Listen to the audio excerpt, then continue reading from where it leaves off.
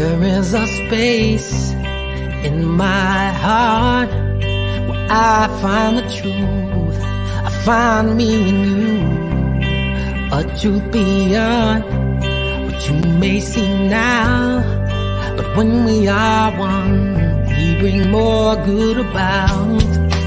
No matter who or what you call yourself or where you come from, yeah.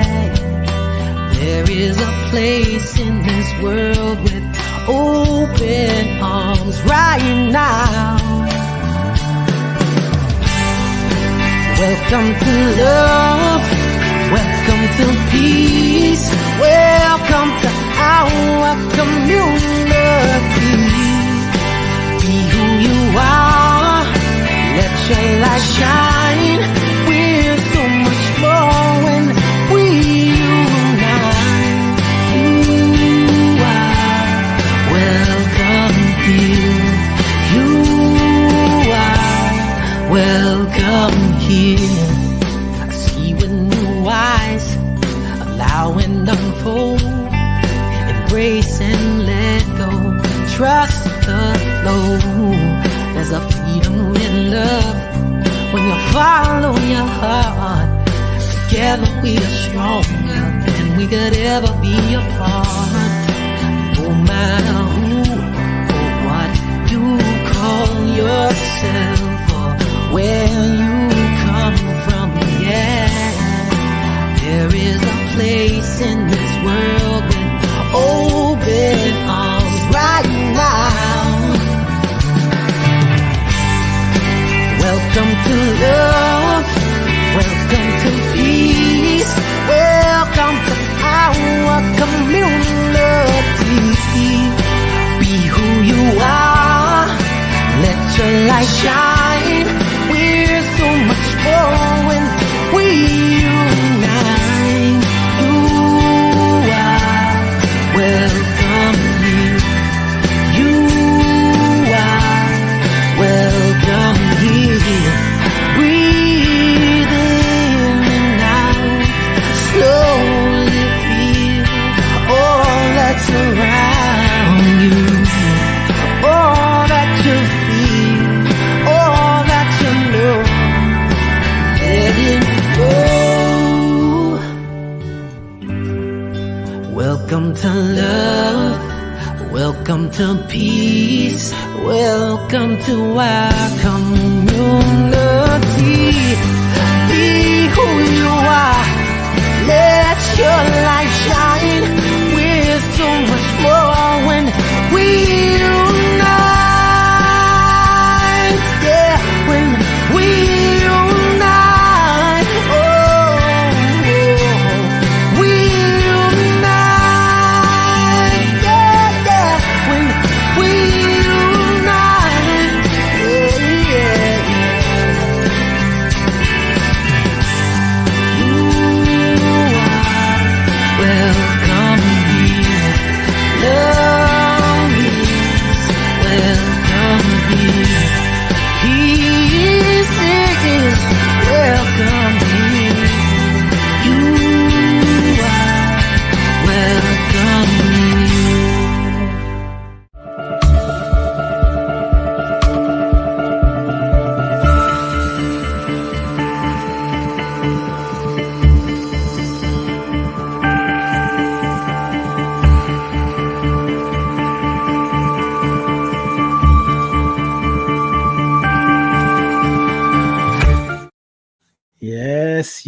Yes. You are welcome here. We are welcoming you back to yourself. It is the voice of the divine, the voice of truth, welcoming you to yourself. Thank you for being here. Thank you for showing up. Good morning, good afternoon, good evening, good night, and good day to you wherever you are in the world. Thank you for tuning in. Into yourself first. You must tune into yourself first. And if you've forgotten to tune into yourself, this is a reminder to tune into yourself. And as you tune in, you listen to what the divine, what spirit, what God, what the universe, what source energy is trying to tell you. And as you listen, you're nudged to tune in to Ade Presents Being You, right? You make space available to hear differently, to see differently, and to trust, to practice the presence. You make room for your transformation. So thank you for being here. Thank you for saying yes. Quali is in the house. New Jace is in the house. Thank you, thank you. All the silent listeners who listen in the background, like, I'll just be at the back. Okay. I'm on lunch. I'm not supposed to be here, so don't call my name. I got you. Happy birthday to you, Quali.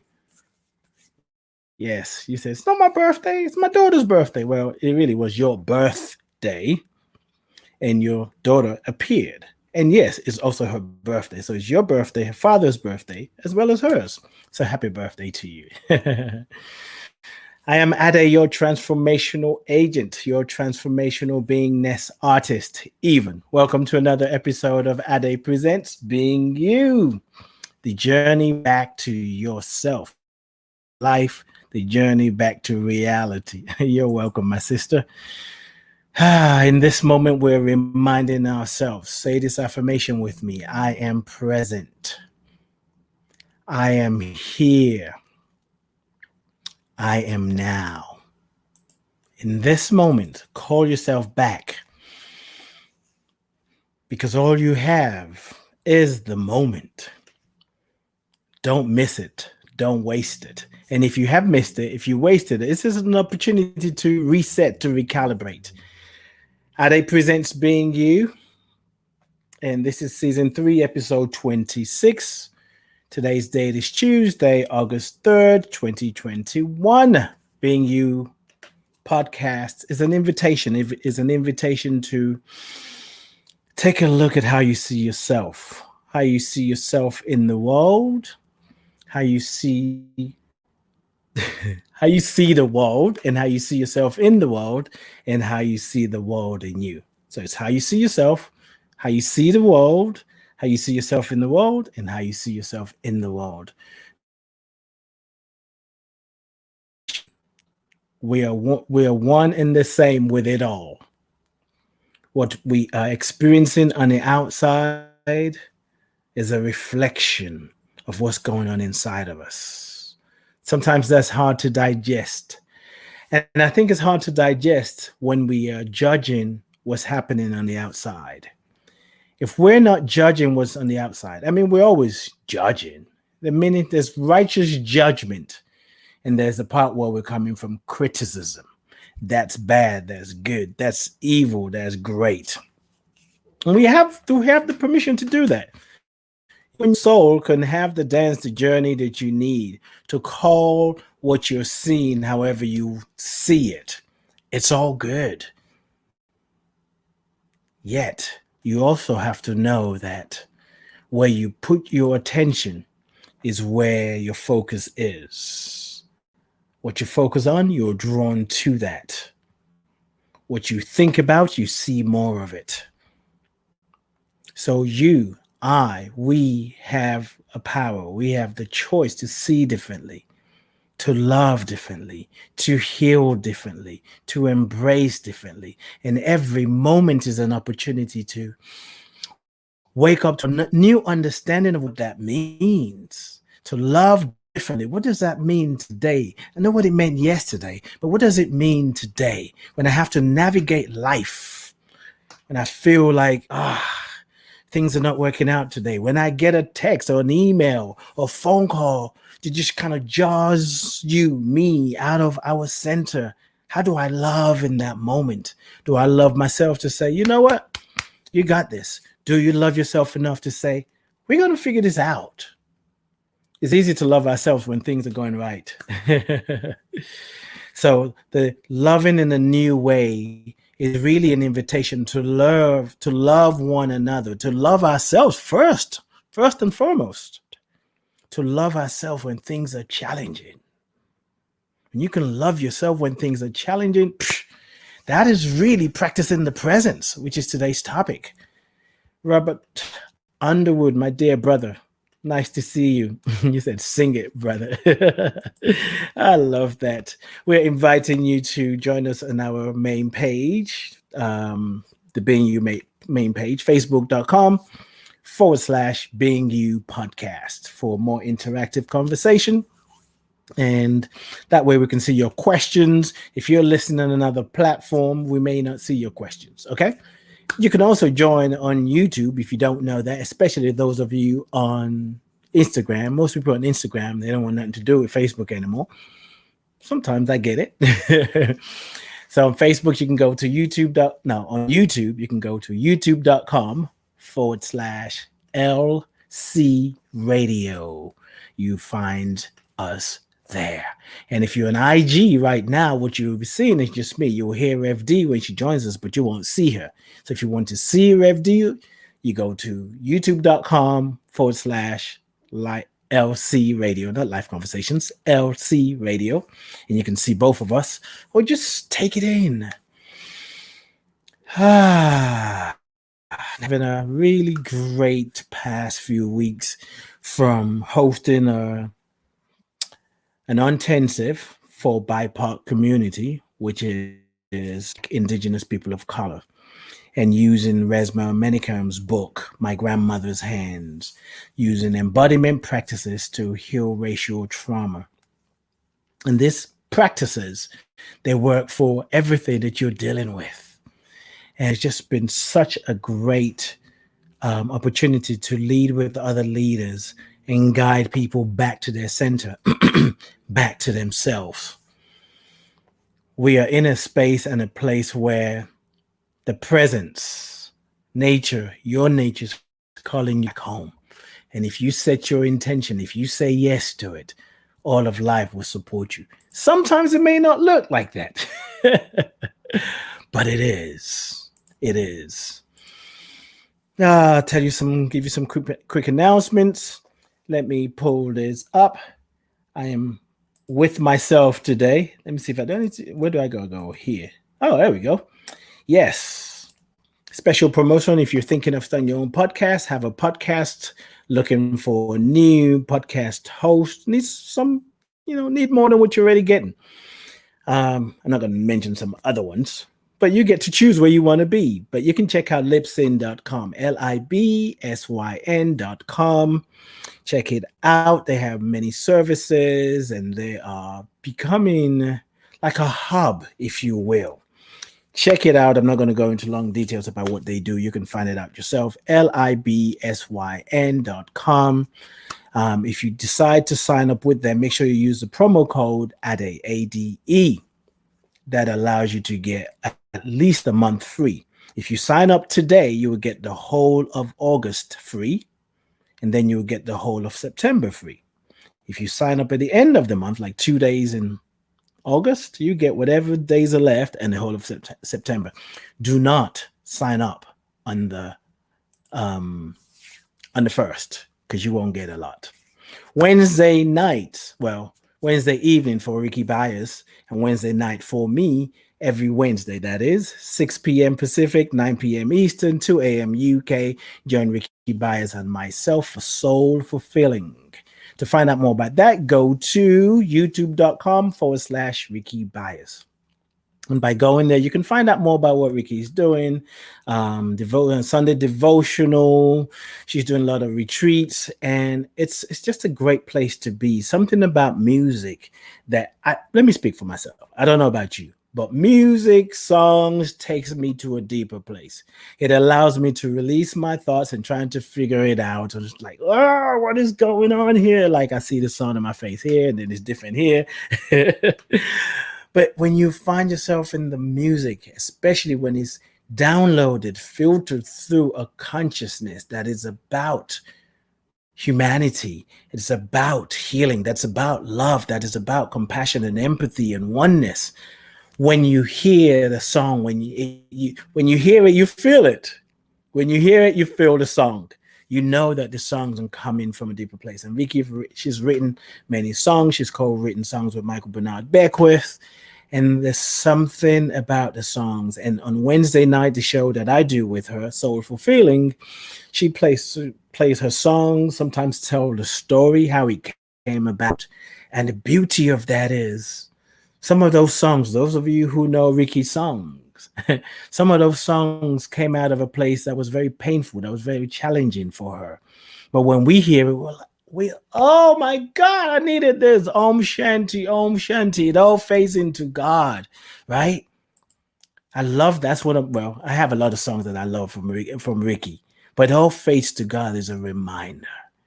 So today we're talking about practicing the presence. Rev D will be here in a few minutes. For those of you who said, I'm waiting for Rev D. She is coming. She is coming. Wait, wait, wait. There you go, Robert. I just did another song for you. The whole idea of practicing the presence is reminding ourselves that it all fades into God and everything comes from God.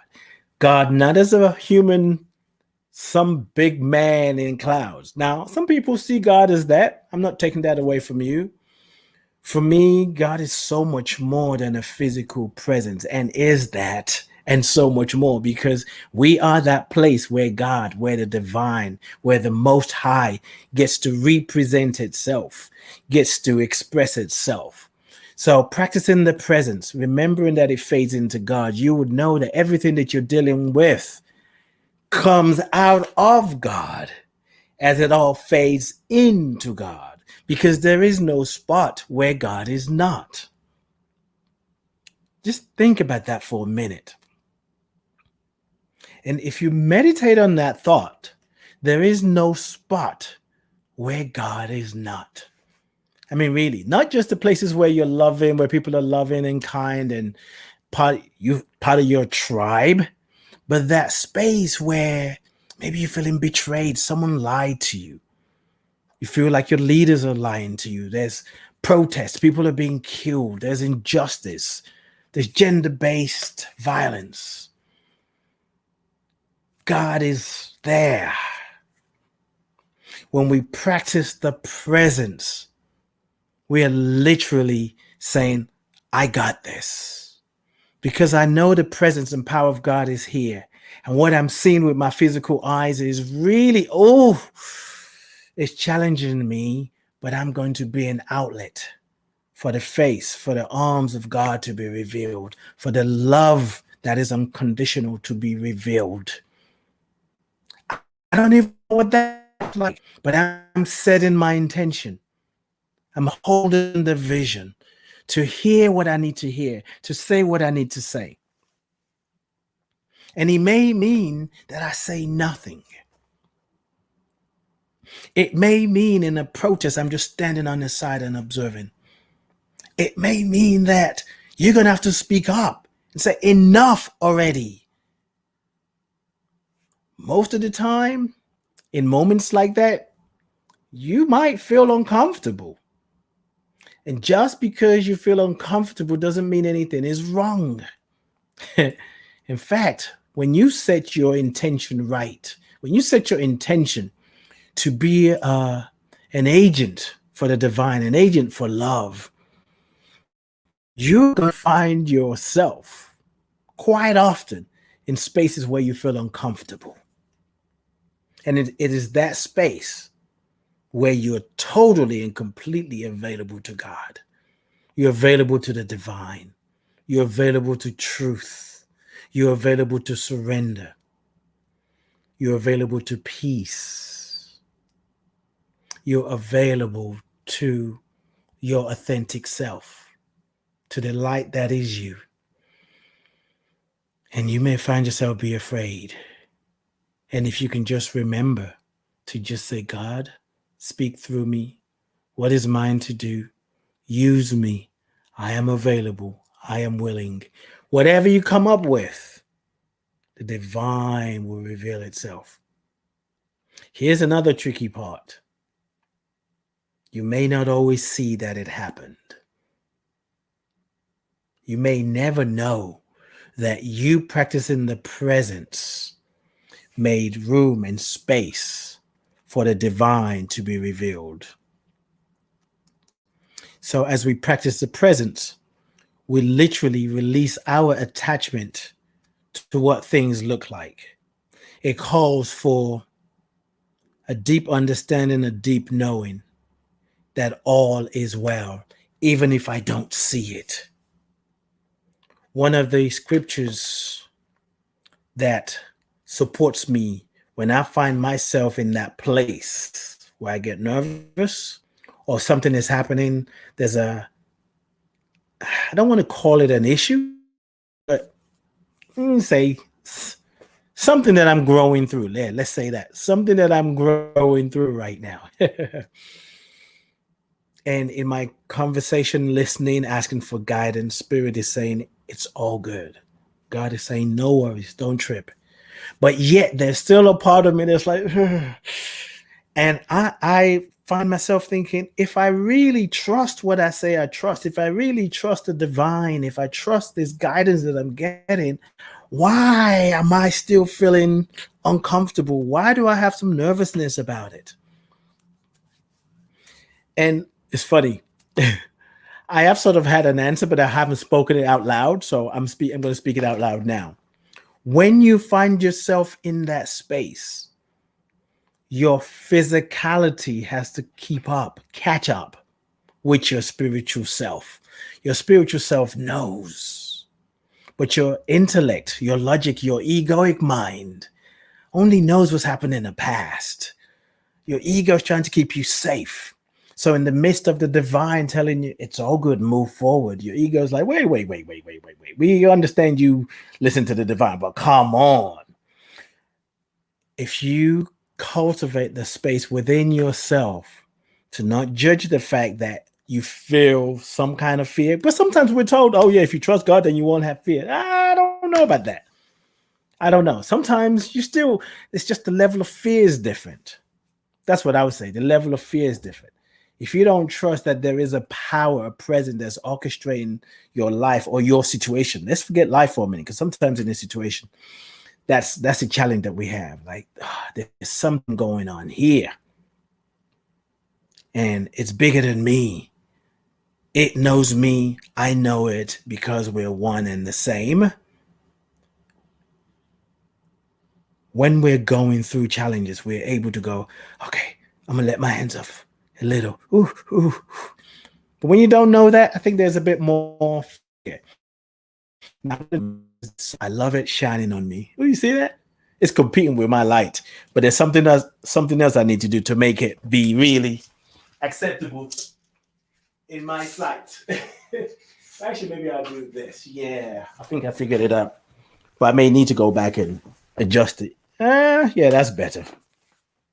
So whatever you're going through and growing through as you yield to practicing the presence, it's recognizing that your human mind doesn't quite see what the mind of God, that is an extension of you, sees. It's almost like, I don't know what they call this kind of activity, but I've seen some people kind of like an acrobatic move, or when you go to the circus, like there's somebody underneath and there's like a stick or something that they're holding on their shoulder, and there's somebody else at the top. So imagine that you're walking through earth life, and all you can see is what's in front of you, but there's another aspect of you that can see the broader view. So practicing the presence is practicing and remembering and aligning with, oh, there is a part of me, there's an inner being that sees the bigger picture, and it is whispering all the time, come on, keep moving, you got this, I got you, all is well. Yes, you made a mistake, but it's getting fixed. It's getting fixed even now. Life is self-organizing, self-healing. Life restructures your life the more you release. So wherever you are, whether you're worried, concerned, agitated, frustrated, depressed, just take a moment to be still. Give me a moment here. Nope, that's not what I was expecting. A moment to be still and take a breath. One of the things, a tool that we share with people who came to the intensive, which we call it tending to the soil, embodying our wholeness. As we were putting it all together, one of the things I kept hearing something as a group, those of us who led the group, we came up with this theme, and it's body, breathe, be. Your body, breathe, and be. I want to share that tool with you. And Rev D will be here soon, anytime now. Yeah, just making sure she is not waiting in the cart, but she's not here yet. Whenever, I want to say it this way, not just when you find yourself in challenging situations, because that's the thing. Sometimes we wait till things are difficult and challenging, and then we try to connect, and we're trying to breathe and trying to relax. But the mind is like, ain't nobody got time for meditation. You better get up and do something. This is not the time to sit still. This is time to take action. Sometimes it is time to take action. However, take inspired action. Actions to come from inside. And then if the action, you don't know if it's coming from inside or outside, if you don't know if it's inspired action, just take the next logical step. Because your intention to get it right, to do it right, to know what is highest and best will lead you to the right place. So, body, breathe, be. Whenever you're dealing with something, whenever you, in this moment, take a moment to just come back to your body.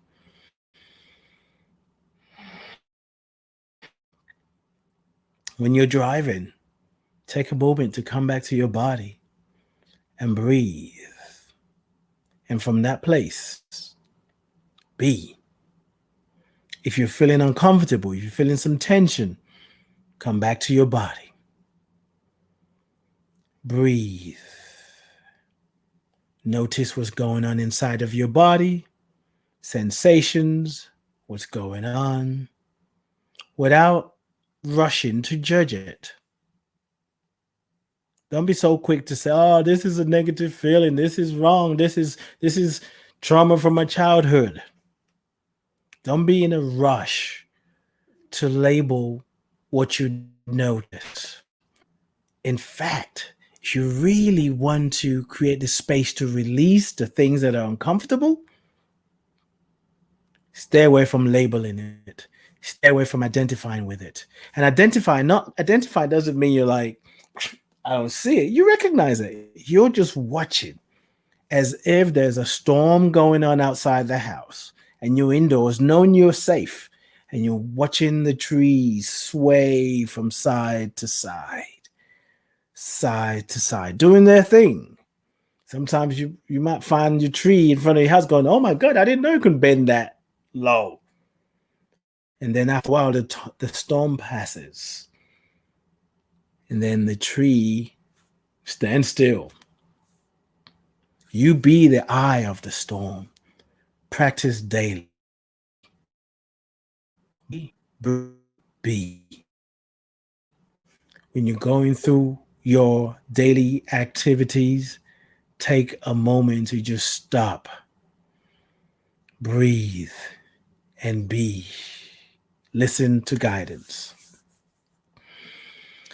Thank you all for being here today. Thank you for joining us. Rev D is in the house. I am going to read a short bio. Most of all, regular listeners, but there might be some people joining us.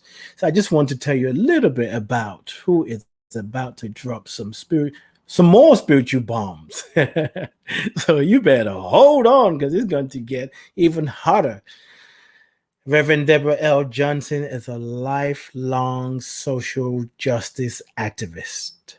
And lifelong, she's been doing this before it was sexy, before Instagram, before Facebook, before people say, I'm a social justice activist. Now it's like, oh, really? And anyway, I digress. And she has a passion for healing social, political, and cultural divides. And once again, it's something she's been doing for a long time. And it's exactly for times like this. There's so many things that keep us divided. She is the founder of Inner Light Ministries, board member of Pachamama Alliance, and the founding member with Michael Bernard Beckwith of Agape International Spiritual Center. She is the author of Sacred Yes, The Sacred Yes and Your Deepest Intent. We talked about that last month, and several of you said you're getting the book. Those of you who say, oh, yeah, I'm going to call you out because that's what I do. Those of you said, I'm going to get the book today. Let me know you got the book. I'm calling you out. No, okay, let me phrase that. I'm calling you out because I like to do that sometimes. And I'm also being your accountability partner because I'm telling you, I stand by stand by the words of God. That's right. I approve God's messages. All those words will shift your consciousness. So, ladies and gentlemen, boys and girls, psychics and skeptics, physical beings and non-physical beings, help me welcome my midwife, my sister, my friend, myself, my mentor. Hey, Rev D. Hey there. Welcome, welcome, welcome. Good to Kwali be on says the she show has with both you, the as book. always. Yes. Yes. Rev D, you're looking kind of radiant. I have to say it. What you been doing? Well, you know what? I've been taking it a little slower the last couple of weeks. Yeah, and just getting some sun, getting some sleep, chilling out, recalibrating. Yes. We all have to do that. We all have to. The world can be too much with us, and we have to just get to our own frequency sometimes. Yeah. And it just seems to me like more than ever, there's a higher intensity that it seems like we're supposed to be chasing this and correcting that and dealing with that and calling somebody else out and doing that because this is the time to correct things, the injustice. But at the same time, it seems like life is saying, ooh, come back to yourself. Practice the presence, right? Well, it's a both and. It's now is a time to correct things. It's just we have a misunderstanding about what it takes to make the correction. What it takes to make the correction is to be the correction. That you have to vibrate at the frequency that you want to see manifested. Yes. So it's like running around angry, trying to create peace.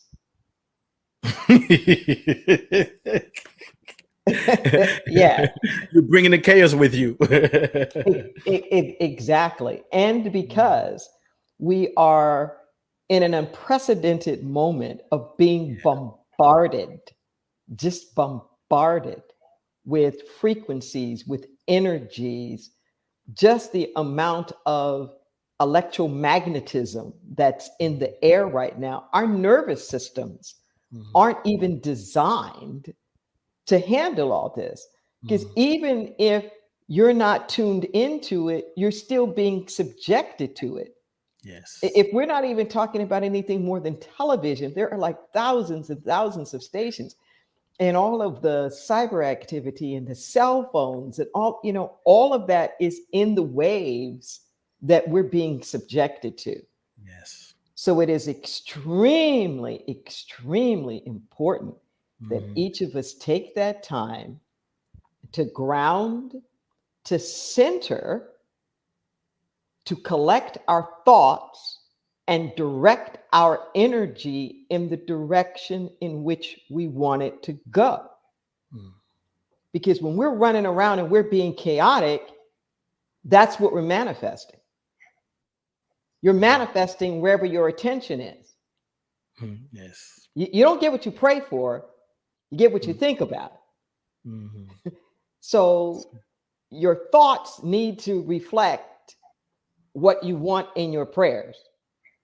And if your thoughts aren't reflecting that, then you got to change your thoughts.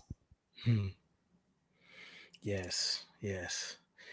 You, as always, you've mentioned so many things that can just be the whole conversation today. And I appreciate the fact that you're naming it, because I've been talking to friends. I'm saying there's a sort of energy going on that the popular scientists are not talking about in the news, but people are feeling it. Some people are feeling overwhelmed, tired, don't even know, angry, feeling lost, but sometimes they make it personal, like, I need to do more, I'm not doing enough. But there is a different energy that's happening that calls for us to really take care of ourselves. Yeah, it's a different energy. And we're in a point of increased vibrational frequency. There's even a good book I recommend called Frequency by Penny Pierce. And I like the way that Bruce Lipton describes it in Spontaneous Evolution. What he explains is that just like with a human being doesn't grow evenly. We have what we call growth spurts. So over a summer, a kid can sprout up an inch and a half, sometimes even more, and their bones will literally hurt. Yes. Well, it's the same way with consciousness. We don't evolve evenly. We have growth spurts. And we're in one of those growth spurts moments where even before COVID, you could feel that things were just moving faster. Yes. They were just moving faster. Yeah. And I remember a couple of years ago, and I'm not sure what it would be now, my spirit voice said, for my experience, the ratio was going to be more like 1-4. Like every week would feel more like a month. And I know many people feel that way. Like you look at the news, like something that was just a week ago, and you go, oh my God. Or I look at the minutes from a meeting, and it was like, that was just a month ago? My God, that feels like it was 3 or 4 months ago. Yeah. So it makes us have to pay more attention, because we can easily just abandon going from one thing to another, and not remaining consistently focused on any one thing in particular. Ouch. Someone just stepped on my toes. I'm not sure if it was you, but I don't see anybody, but I felt a little pain on my little pinky. And our marketing is designed around that, because they know we have the attention of a nanosecond. So there's pop-ups, things that come up all over the place, because they know our attention will easily get diverted this way, that way, and we'll just follow the little carrot. Oh, here's the and sometimes I'll do it where after about 15 or 20 minutes, I'm going, what am I looking at online? How did I get here? I thought I was sending an email. What happened? Here I am on Instagram. I didn't even tap the app. How did that even happen? Yeah, and they're taking advantage of that. Yes. And with all this happening, it's easy to think we need a sort of new spiritual principles, something big to compensate for all that's going on in the world. And I'm thinking about last month, we talked about making the invisible visible. And as I was sitting and reflecting on today's conversation, practicing the present, and I've recognized this, but I kind of had an internal chuckle, like all of these topics and titles is just another way of saying the same thing. Yes. Like God is. I had this exact same conversation with Reverend Michael. I don't know. It could have been Reverend Michael Beckwith. It could have been like 20 years ago, literally. And he just said to me, he says, how many different ways can we say God is? He says, we're saying the same thing week after week after week. There's this joke in ministerial school about the new minister that comes to the congregation and gives this brilliant sermon. And everybody's like, yeah. And the next week, the minister gives the same sermon. every week. 6 months later, the head of the board of trustees, it's like, well, this is really wonderful, but do you have any new material? And the minister says, well, why? You haven't done anything with this one yet. So I keep repeating it until you do. Yeah. And that's so okay, let me not jump ahead of myself, but I want to come back to that, and you probably tie it in. So practicing the presence. Yeah. What does that mean to you? And here's where I'm going to tie it in, because I feel like if we just practice what we know already, maybe the first few months that we attend the first spiritual center, if we practice that, it can always bring us back to that center, bring us back to ourselves. But for you, what does it mean? What does practicing the presence mean? That's a good question. And I'm going to ask everybody to just take a breath.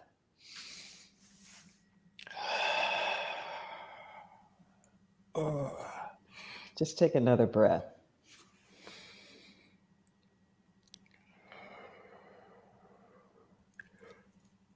And take one more. Mm-hmm.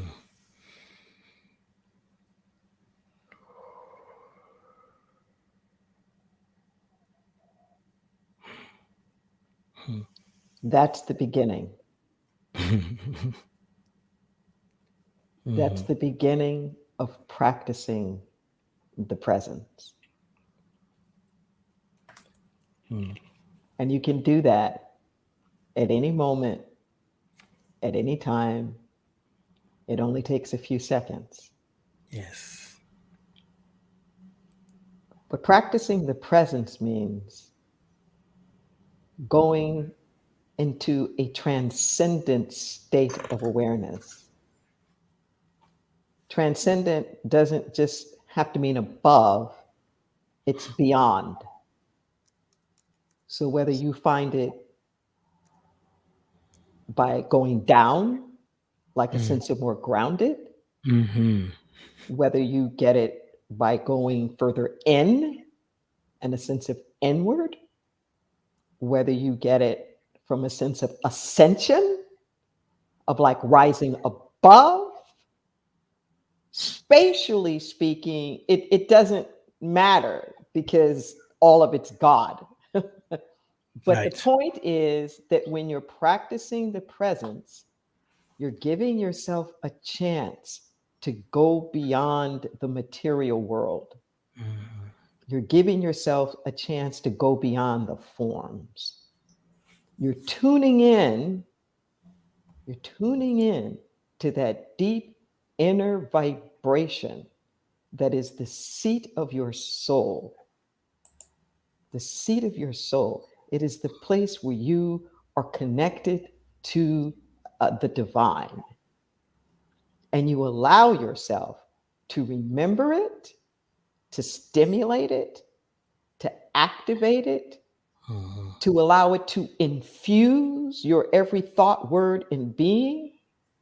It takes the blinders off your eyes. It opens up your ears. It drops the armor. It opens up your heart. And when you're practicing the presence, you're remembering that God is all there is. It completely shifts our narrative. Most of us are starting with the things of this world as the given, and we're looking for the divine in it. Kind of like a needle in a haystack. Where's God in all this stuff? When you're practicing the presence, it's the reverse. You realize that God is all that there is. And everything that's happening is just happening on the stage of the divine. It's just happening on the stage of the divine. And it shifts that sense of who or what is in control. You get off the drama triangle, the victim, villain, hero thing. You get off of that. And when you start to practice the presence, you realize that there is a power, there is a wisdom, there is an intelligence in the universe that is sovereign, and everything is coming out of it, including you. Mm-hmm. And when you practice that presence, you can relax. You can chill out Get out. That's exactly what I was thinking. a little bit. Yes. And part of the reason why I'm laughing about that is that, I get these spirit downloads all the time. And one of my recent ones used that exact phrase in that exact words, where that spirit voice towards the end said, relax. I got this. I got you. I got your back. I got your front. I'm under you. I'm above you. I'm around you. Even in scripture, when it says that we are in this world, but not of it. Yes. That word in Greek is pronounced almost similar to that. And it's beside, next to, around, in close proximity, above, below. But you get that feel like you're surrounded. You're in it, but not of it. The Greek word ek, which not only means of, and it's kind of interesting, it's translated that way because most of the time that word is used for spatial dimensions. So it also means from. We're in it, but we're not from it. You're not of it, you're not from it. And when you practice the presence, it helps you remember that. I'm in this, but it's not the substance of my being. It's a context for my life, but never make the context of your life its content. Your content is above and beyond the context. See, your life is happening. It's like all of us are in this little classroom of school with different classrooms. Yes. So somebody's over here in mathematics, and somebody over here is in science, and somebody's over here in the arts, and somebody's out here on the athletic field. And it appears to be that we're learning different things, but we're all learning discipline. We're all learning how to think. We're all learning how to relate to each other and how the world is connecting to us. Yes. It looks a little different depending on what classroom you're in, but Right. but ultimately, we're all in the school of life. Yes. Yes. The school of life. The school of life. And in school, we either get a good grade or a bad grade. And in the school of life, we take that way of thinking into this conversation about spirituality, our essence, about God. So we see some things as good and bad. We come from that place of separation. And I can hear people feeling like just what I'm hearing feels right. But I just still trying to see when the things that are happening. I understand I bring the peace, but there's something which I'm just going to speak as I hear it, because even as I'm saying, I feel like I can answer it already. But it's like there's some things that are just negative, Rev D. There's some things that are just evil. They just how is God in that? I sit still, I get quiet, I breathe, I feel good. But the issue's still there. People are still killing people. People are abusing their power. How do we change that? Well, first off, I want to challenge this idea that in life we get good grades or bad grades. Okay. That's what we do as human beings. We judge one another, Mm-hmm. but in that judgment, we miss the point. Mm-hmm. You know, Einstein was flunking math.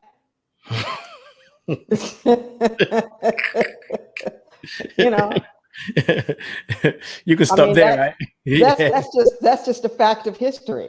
Mm-hmm. So it it's not about getting a good grade or bad grade. Mm-hmm. It's that life is in session and we're learning what we're learning. Now, the answer to your question is that too many people are blaming God for what people are doing. Mm-hmm. Okay? We're given power. You have power in your hand. With that hand, you can lift somebody up or you could punch them out. Yes. With that hand, you could save their life. You can pull them out of the water. And with that same hand, you can sink them. Mm-hmm. God has given us the power. Mm-hmm. But don't blame God for how we use it. Mm-hmm. God has given us the power, the dunamis, pure capacity to do or to be. And here's the situation. When you see these evil things going on, it is a misuse and it is a abuse of the God-given powers that they were given. Mm-hmm. The reason why they are abusing and misusing it is because they don't recognize it as God-given powers. Mm-hmm. Let's not collude with that.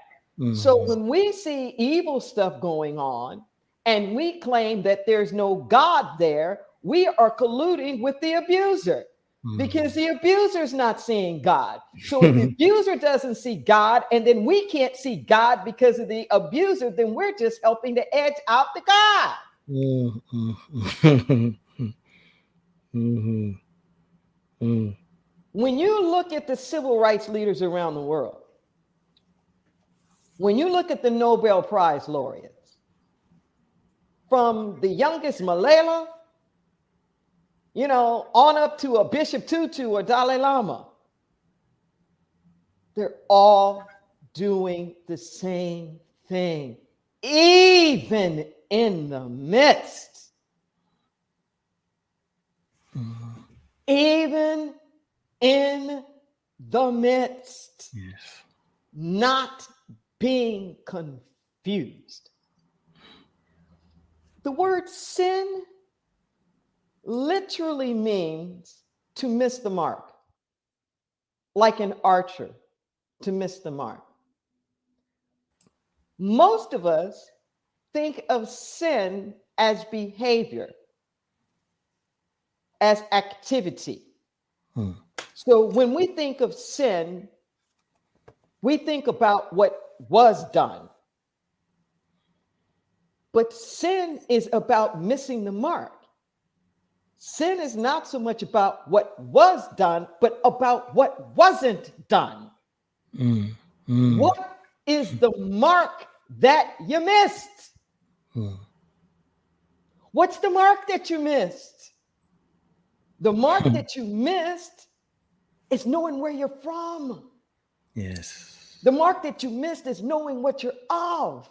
Mm-hmm. The mark that you missed is your oneness and your connection with the divine. The oneness that you missed is your identity. You've forgotten who you are. So why do we want to collude? When we look at the evil things out there, what we're looking at is spiritual Alzheimer's. Yes. We're looking at spiritual amnesia. Why do you want to bring amnesia to more amnesia? So if you don't remember who you are and you do some dastardly stuff, And then all I see you is for what you've done, and I don't see you anymore as a redeemable spiritual being, then I lose sight of myself. Anytime I fail to be able to see God, that's on me. It ain't on you. If I fail to see God because of what you did, that's about my connection with God, not about what bad thing you did. Yes. So you'll never be able to find the peace.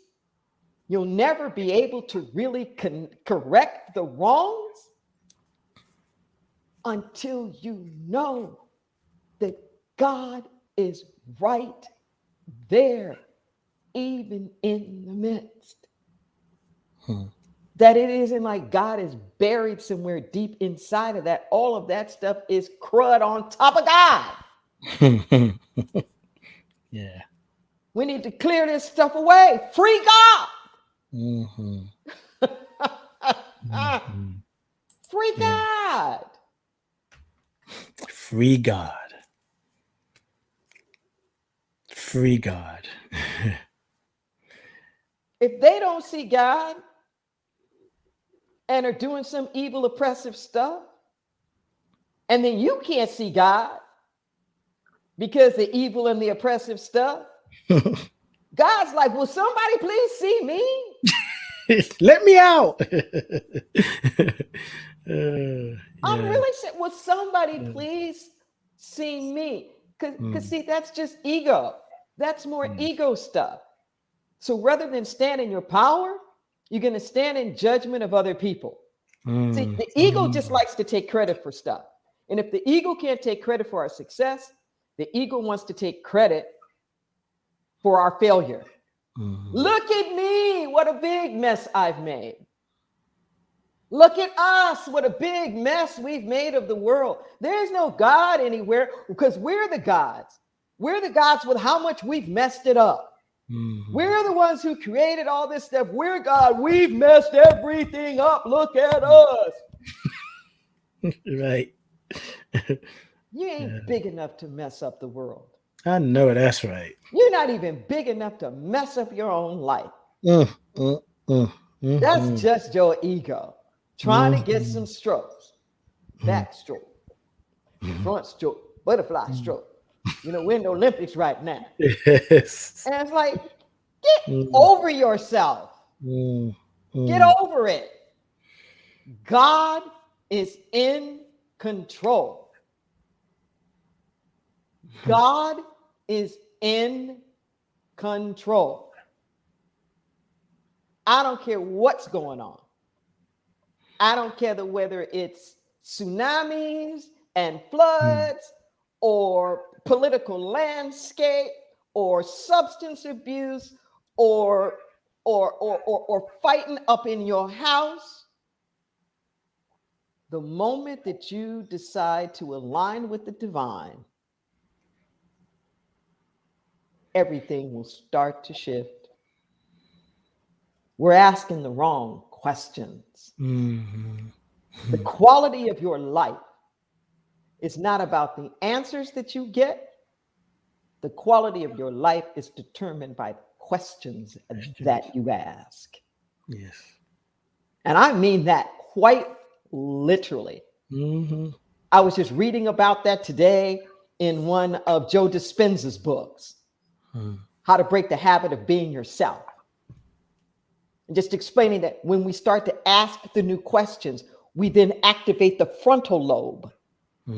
The frontal lobe, where higher consciousness is, where creativity is, where possibilities lie. And that when we start to ask new questions, not the questions that we think that we have the answers to. See, not the I already know what's wrong here, right. But what's the possibility? What else can there be? What are higher levels? We start. It's like there start to be new neurons that are synapsing. There start to be new connectivities that are happening. There are new pathways that are happening. And judgment keeps us in the old. Mm-hmm. Judgment is like a loop. We just keep going over the same thing, keep having the same trial, keep having the same conviction over and over and over again. Mm-hmm. There's a line in one of my Wilhelmina. You know, Wilhelmina is my alternate ego. She's straight from the hood. And, Straight from the hood. She is the hood. She is the hood. And in her piece, Why I Got to Forgive.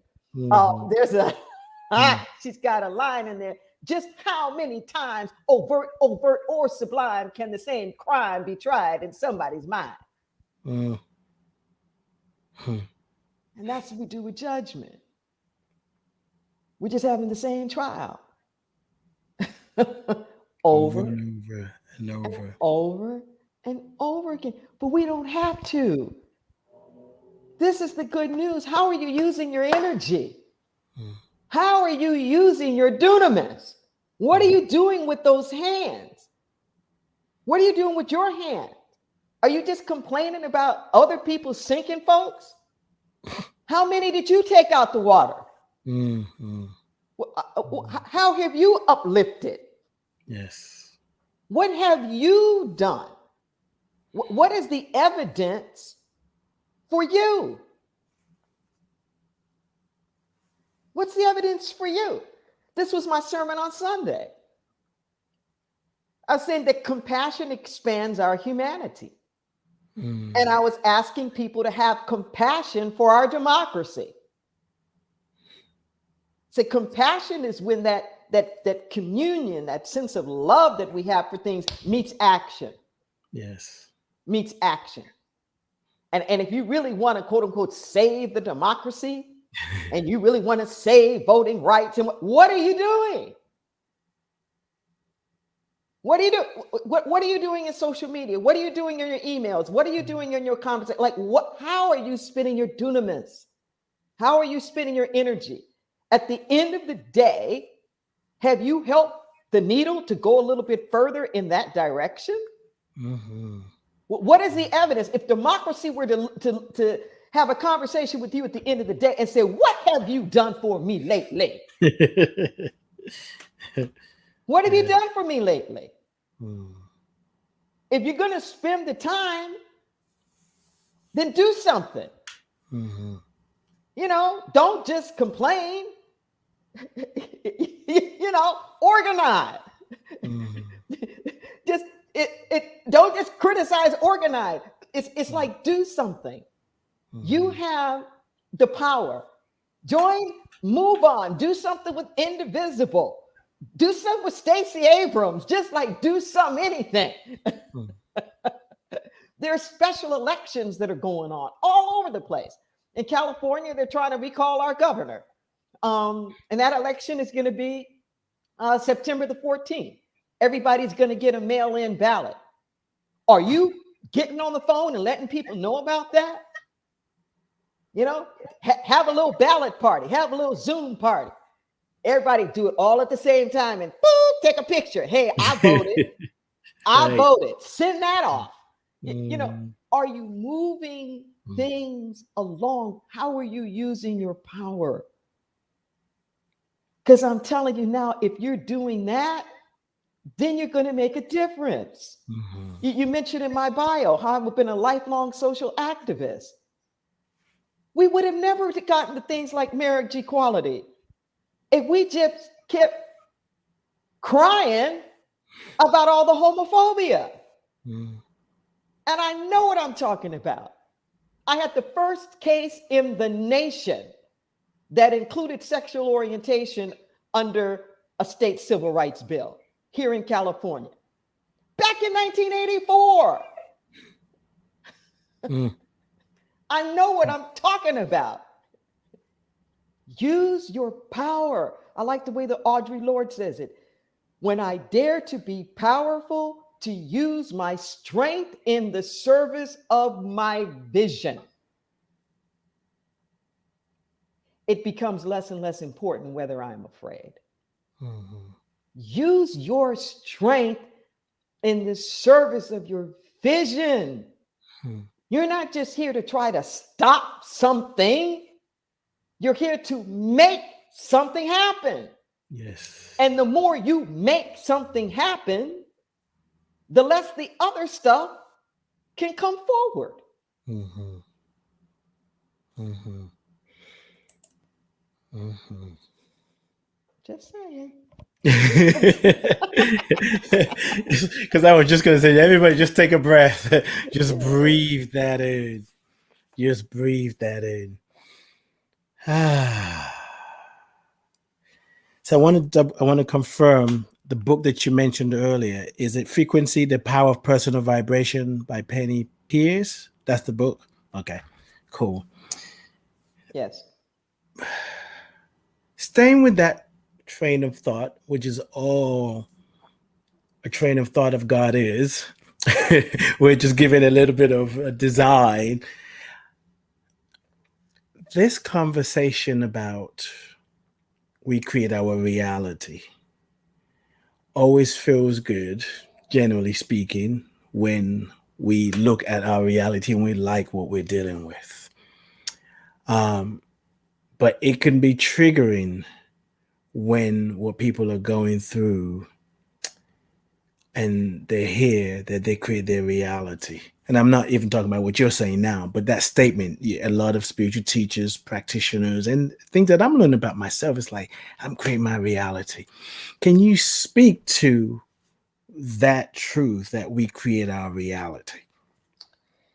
Yes.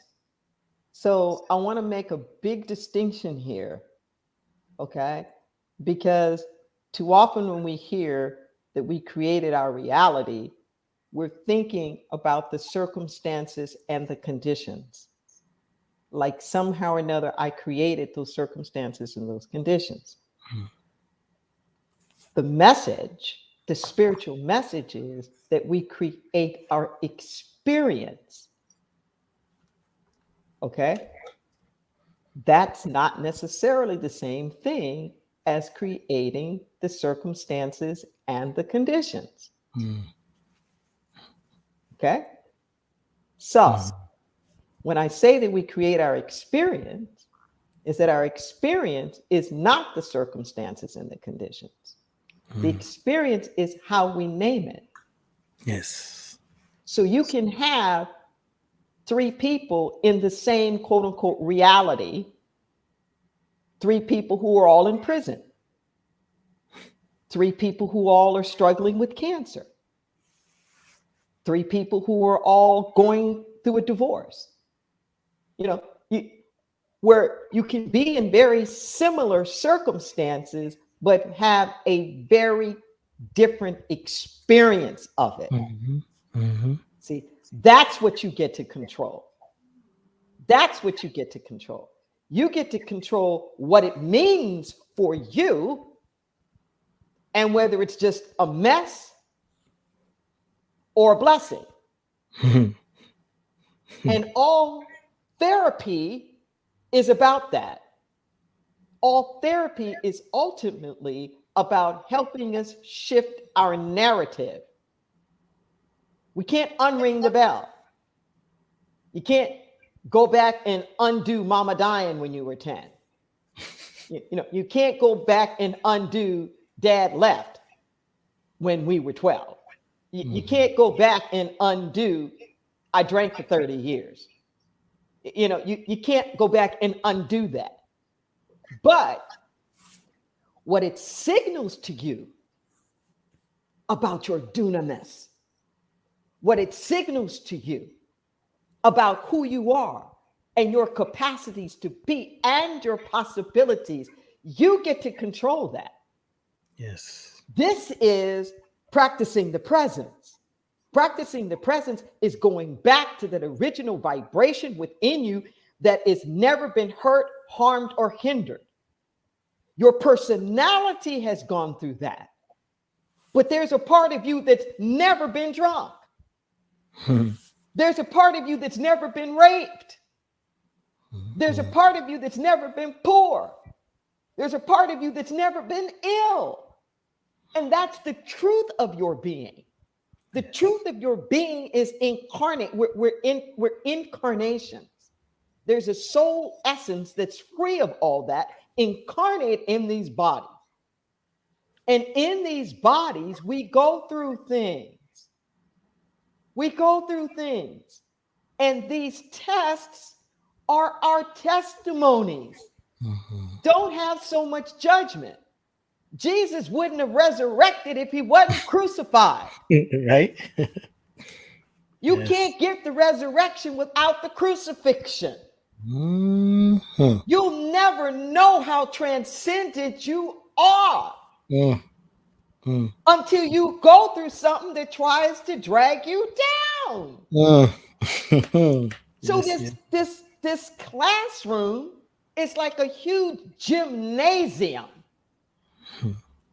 It's like a huge gymnasium that's giving us these workouts.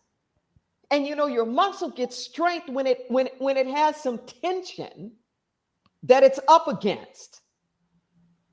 You know, a baby fledgling, a bird, a chick will die if you take it out of the shell.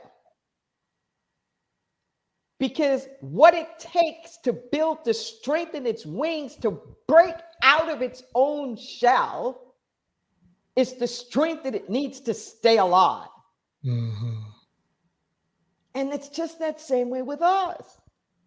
Don't judge by the appearances.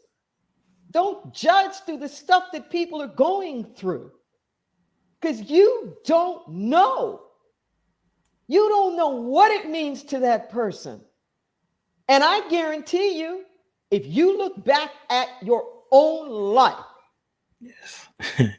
you look back at your own life, those times that you built your spiritual muscle, those times that you really found God, those times that you found joy in the midnight hour, it was in spite of not being happy.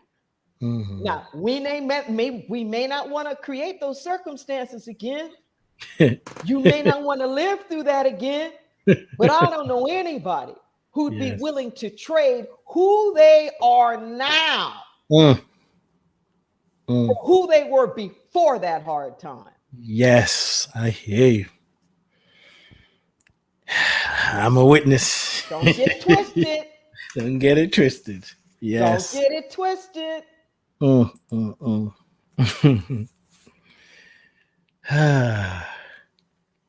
So we're getting close to releasing this conversation, and I'm going to make this statement, but part of me is afraid to say it. Not afraid, but like, if this is going to drop some more bombs, it's going to bring up more questions, and I'm going to want to ask the question. But I said that's the last question. Okay, I promise. No, I want you to be you. I want you to be you.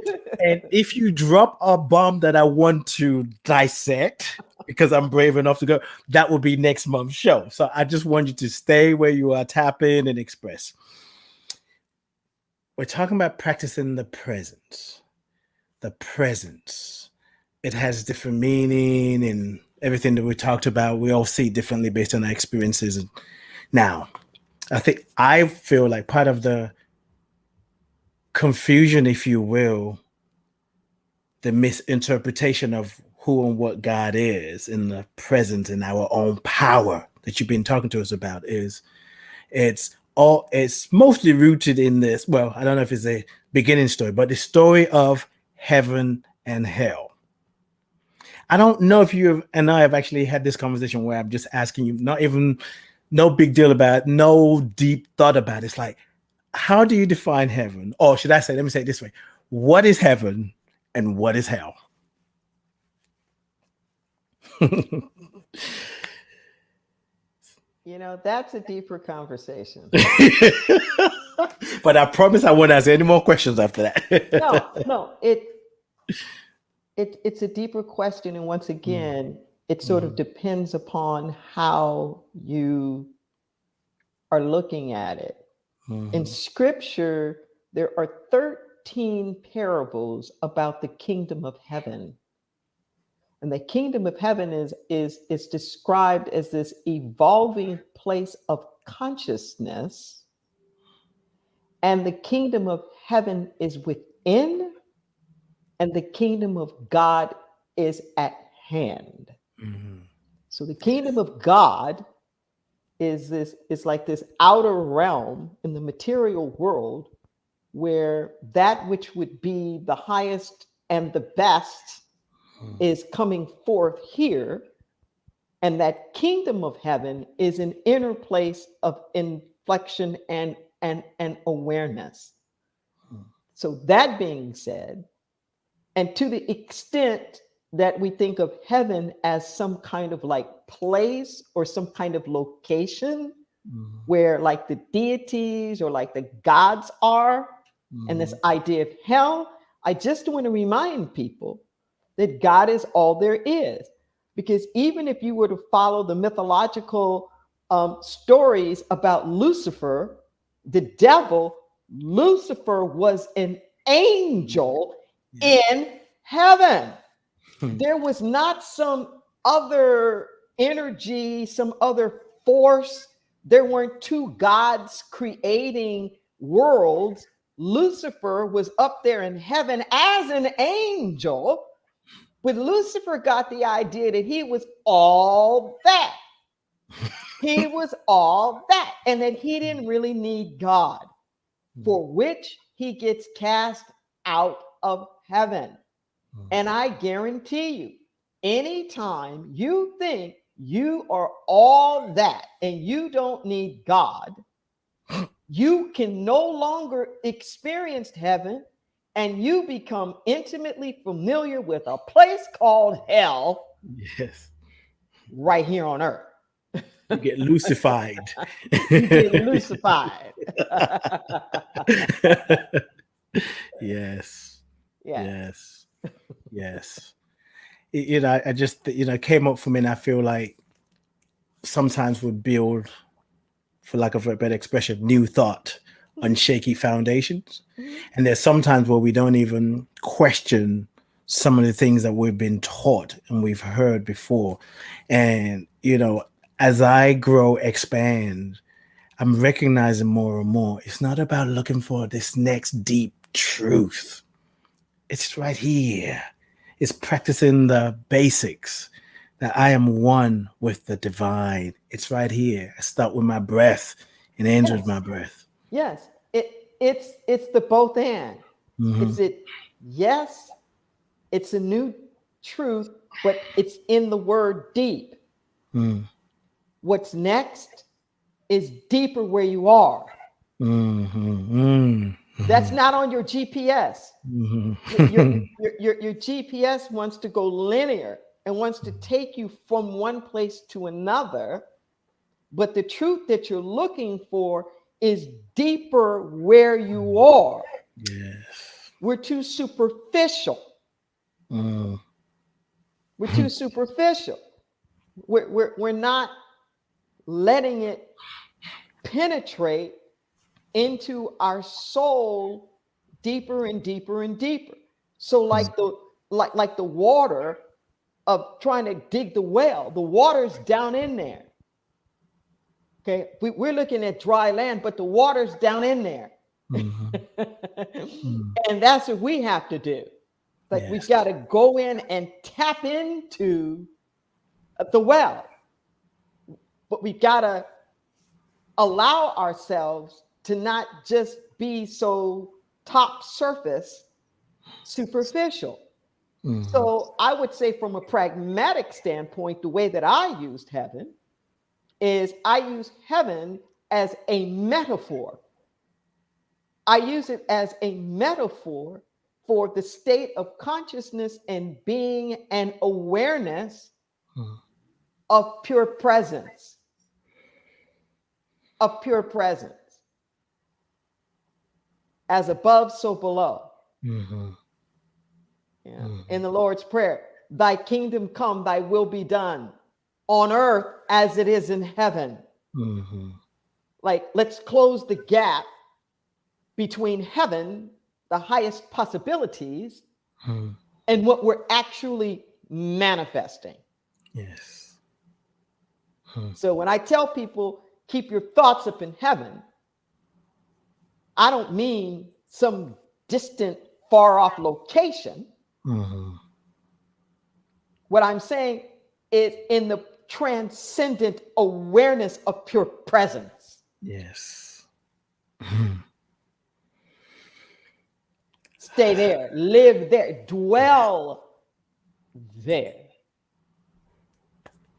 Dwell there. Mm-hmm. One of my Forever. recent spirit letters said that, there's a parable about the two foundations that comes at the end of the Sermon on the Mount, the end of chapter 7, book of Matthew in the New Testament. And it likens the wise man and the foolish man, where the wise man builds on the rock and the foolish man builds on the sand. And they both get subjected to the same wind and rain. One's house stands, the other falls and, and crumbles. And the spirit letter, and it was so deep that I got the one with the relax. It said, I don't even want you building a house upon the rock. I want you to dwell in my house forever. And it just penetrated. It says, I don't even want you trying to build your own house. Dwell in my house. The house of the Lord forever and ever and ever.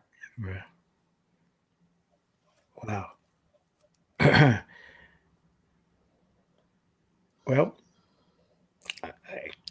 Well, the only thing I can say is, anybody got Kleenex? Because I am so moved by it, I can't even think.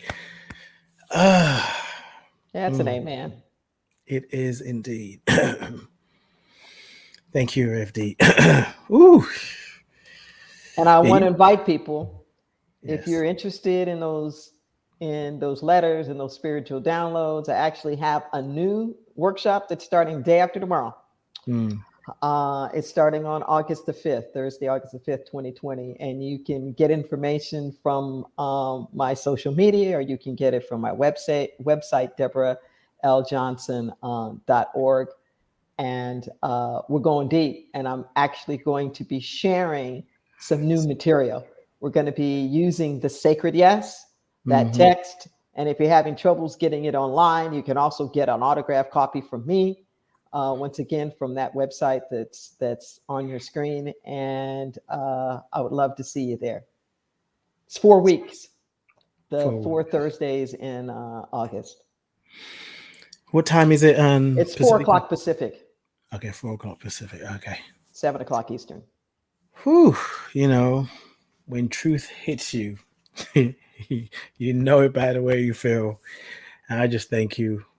Thank you, my brother. Thank you. Thank you for being you. I love you. You take care. All right. Bye-bye. Blessings, everyone. Yes. Woo-wee. I love you. I bless you. I appreciate you. And I thank God for you. I have nothing else to add. Dwell in my house. That just did something to me. And yeah. Practice the presence is right here. Peace and blessings.